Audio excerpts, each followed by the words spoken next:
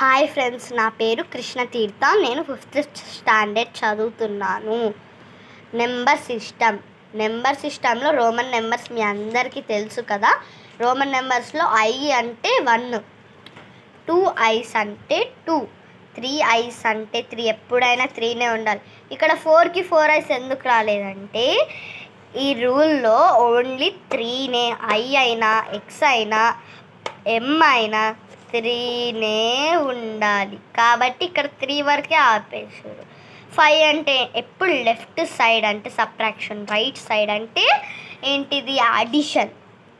కాబట్టి ఇప్పుడు 5 అంటే ఏంటిది వి ముందల ఐ పెడితే 4, వి ముందల 1 అంటే ఐ పెడితే 6, వి ముందల 2 అంటే 7 పెడితే ఏమవుతుంది?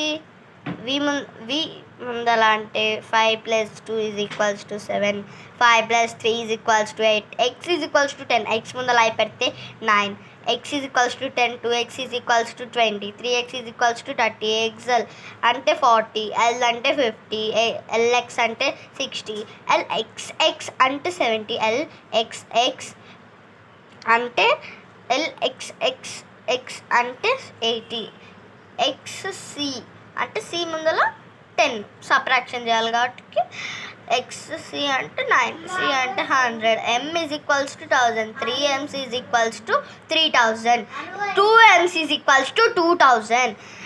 Second one, LCM and HCF. LCM into HCF is equals to N1 into N2. Conversion table in measurement. 10 millimeter is equals to 1 centimeter. 10 centimeters is equals to 1 decimeter. 10 decimeters is equals to 1 meter. 10 meters is equals to 1 dam. Dam అంటే decameter, DAM అని అంటారు, noted by DAM. 10 dam is equals to 1 hectameter. 10 hectameters is equals to 1 kilometer.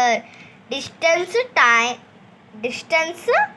time and speed. Distance is equals to speed into time. Speed is equals to distance by time. D అంటే ఏంటిది? Distance. T అంటే ఏంటిది? Time. S అంటే speed. D is equals to speed into time. Speed is equals to distance by time. Time is equals to distance by speed. Okay అండి, 4 chapters అయిపోయినాయి. తర్వాత ఇంకా chapters చెప్పుకుందాం. బాయ్.